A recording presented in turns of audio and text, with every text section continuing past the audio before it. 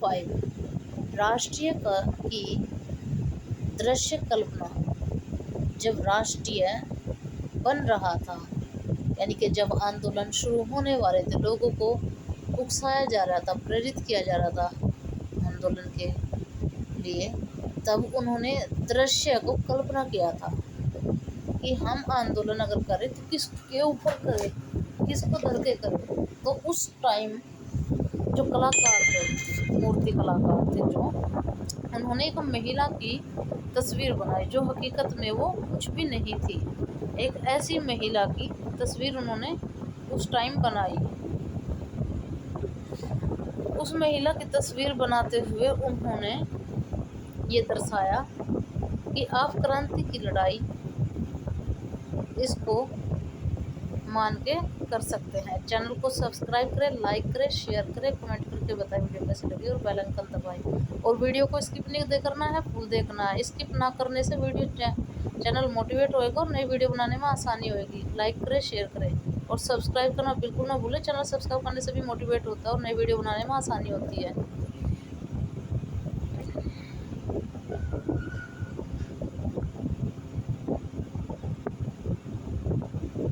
किसी शासक को एक चित्र या मूर्ति के रूप में अभिव्यक्त करना आसान है।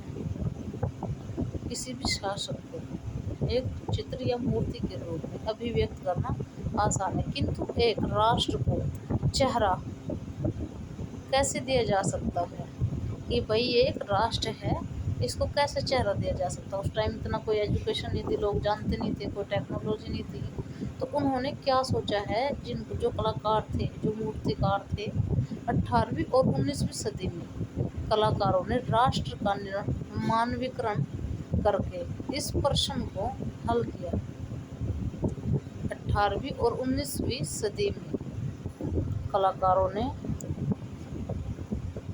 18वीं और 19वीं सदी में कलाकारों ने राष्ट्र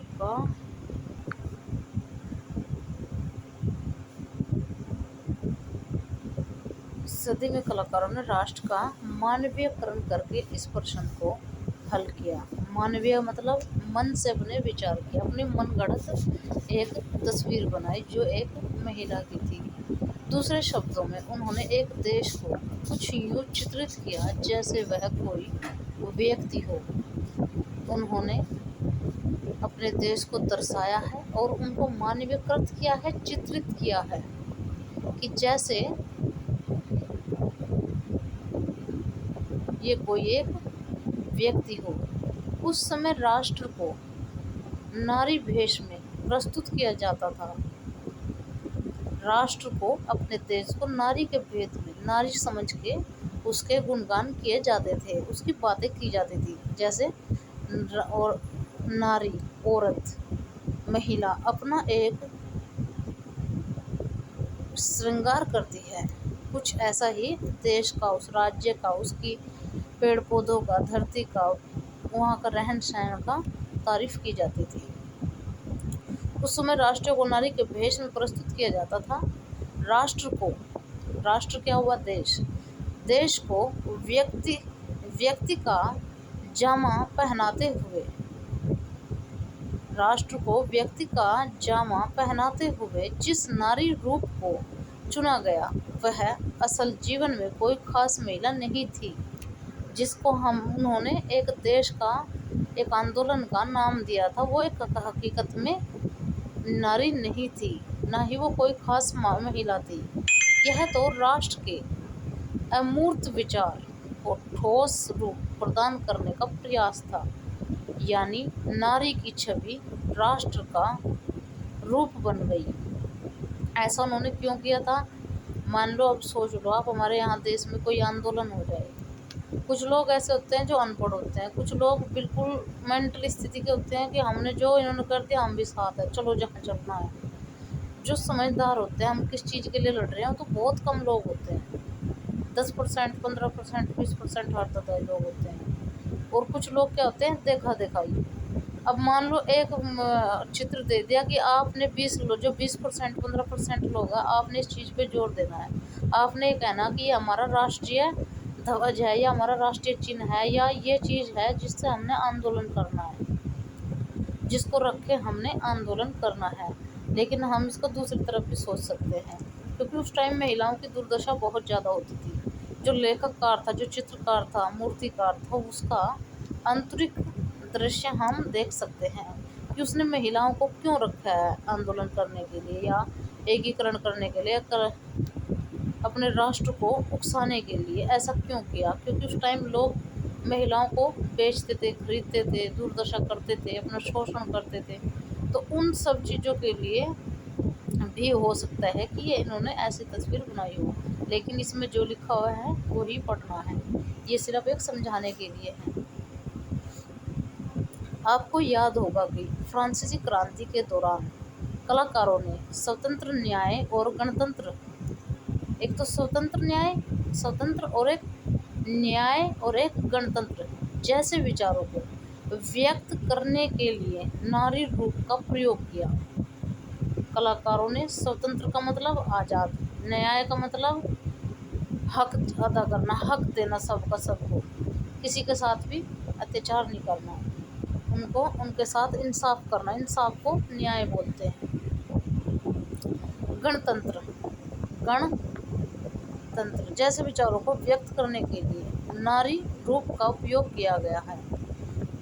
इन आदर्शों को विशेष वस्तुओं या प्रतीकों को, इन आदर्श का मतलब तमीज, तहजीब, इन आदर्शों को विशेष, बहुत ज़्यादा या बहुत ही ज़्यादा वस्तुएं, बहुत प्यारी, विशेष का मतलब बहुत प्यारी वस्तुओं या प्रतीकों से व्यक्त किया गया था।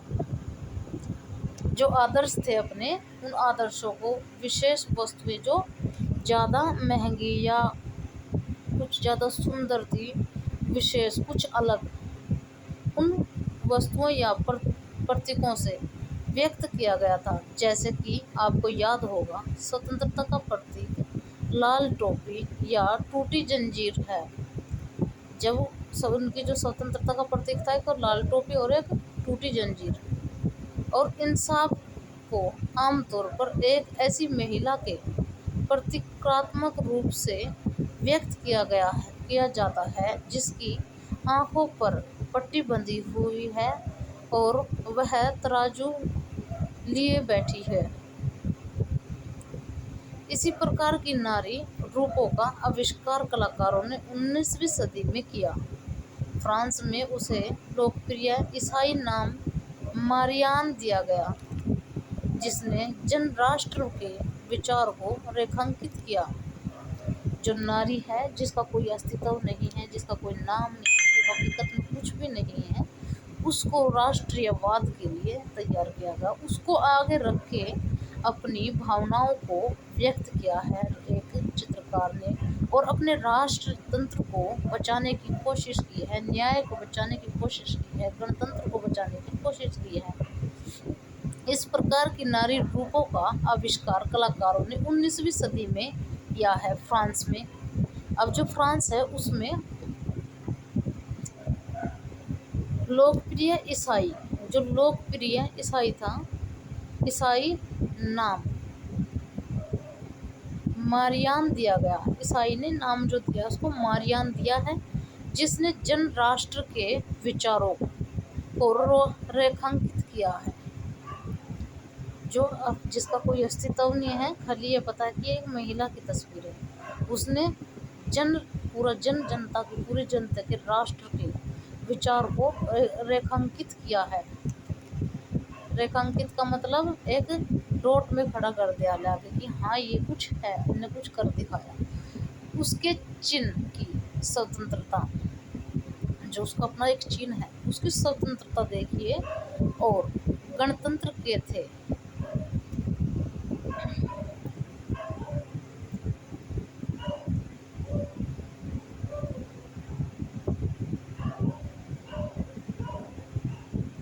स्वतंत्रता और गणतंत्र का थे लाल टोपी, तिरंगा और कलगी। लाल टोपी, तिरंगा और कलगी, ये जो मेन और विशेष वस्तुएं जो मानी जा रही थी, ये वो चीज है। लाल टोपी, तिरंगा और कलगी। मारियान की प्रतिमाएं सार्वजनिक चौकों पर लगाई गई। जो मारियान उसकी जो तस्वीर थी, अब ये देख ली, ये है वो मारियान। मैं आपको इसका फोटो दिखा देती हूँ।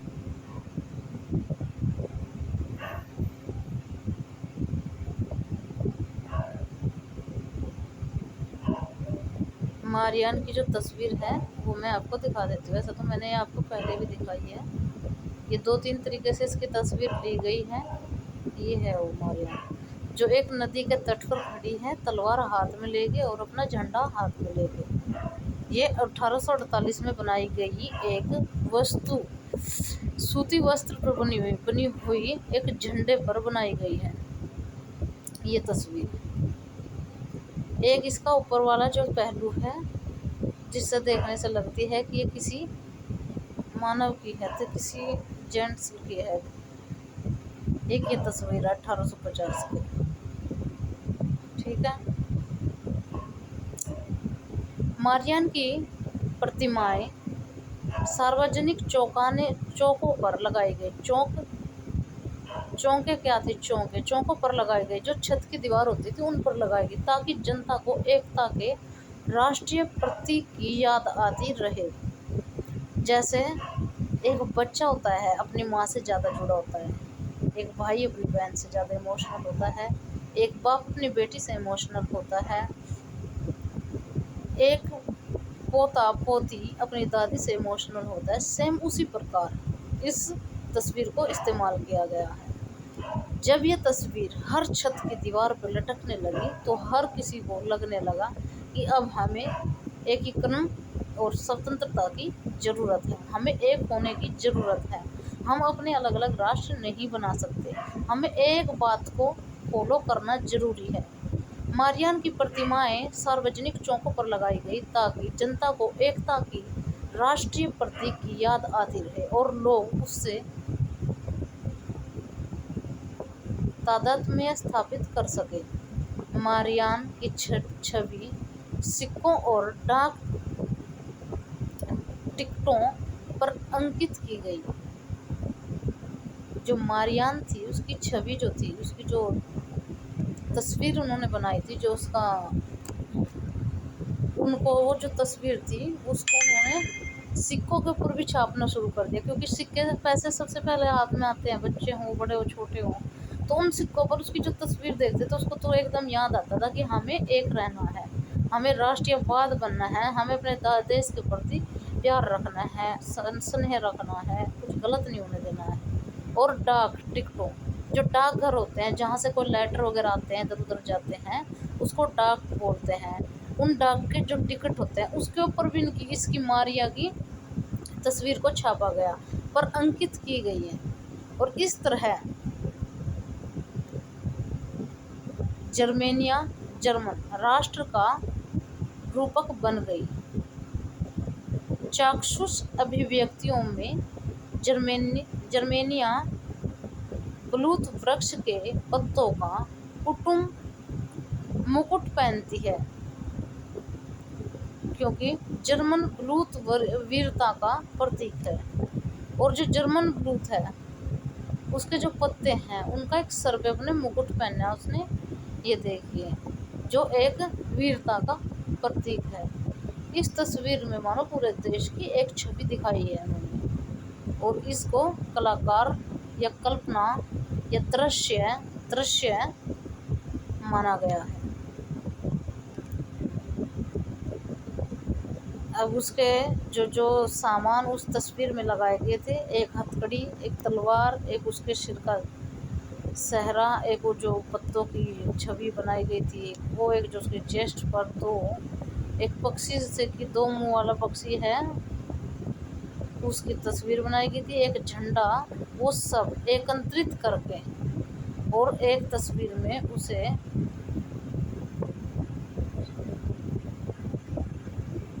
जूलिया दिखाया गया है।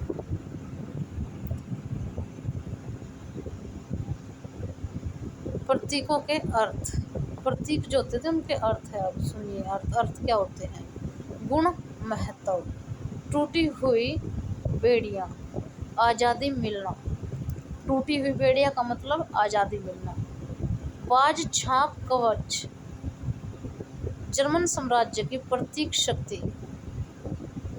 बलूतपतियों का मुकुट, बहादुरी। इस पूरी की पूरी तस्वीर में पूरे देश को दर्शाया गया है, और ये दर्शाने वाला कोई छोटा मोटा आदमी नहीं होता। उस इंसान को हर चीज़ पे ध्यान दिया हुआ, मानना पड़ेगा, इसकी तारीफ करनी पड़ेगी। उसने अपने देश को, अपने राष्ट्र को एकत्रित करने के लिए क्या क्या उसने हर चीज़ को उसने उसमें जोड़ दिया है। बलूतपतियों का मुकुट, बहादुरी। तलवार, मुकाबले की तैयारी। तलवार पर लिपटी जैतून की डाली, शांति की चाह। काला, लाल और सुनहरा तिरंगा, 1848 में उदारवादी राष्ट्रवादियों का झंडा। उदारवादी जो राजा थे, राष्ट्रीय राजावाद का झंडा, जिसे जर्मनी राज्यों के ड्यूक्स ने प्रतिबंधित घोषित कर दिया। उगते सूर्य की किरणें, और उगते सूर्य की किरणें एक नए युग का सूत्रपात। मानो वो अपनी कल्पना से कह रहा है चित्रकार की आज़ादी मिलना जरूरी है। जर्मन साम्राज्य के प्रतीक शक्ति है। जर्मन साम्राज्य की जो प्रतीक है वो शक्ति है, उनके पास बहुत ज़्यादा शक्ति है और वो बहुत बहादुर है। मुकाबले की तैयारी में रहो, मुकाबला किसी भी टाइम हो सकता है। शांति की चाह, और शांति से आपस में लड़ाई झगड़ा नहीं करना, फसाद नहीं फैलाना। 1848 में उदारवादी राष्ट्रवादी का झंडा। राष्ट्रवादी का झंडा अपना जो राष्ट्र थे, जो जनता थी, आवाम थी, और उदारवादी जो राजा थे, उन सब को एक करके एक झंडा बना। और जिस जर्मनी राज्य के ड्यूक्स ने प्रतिबंधित इस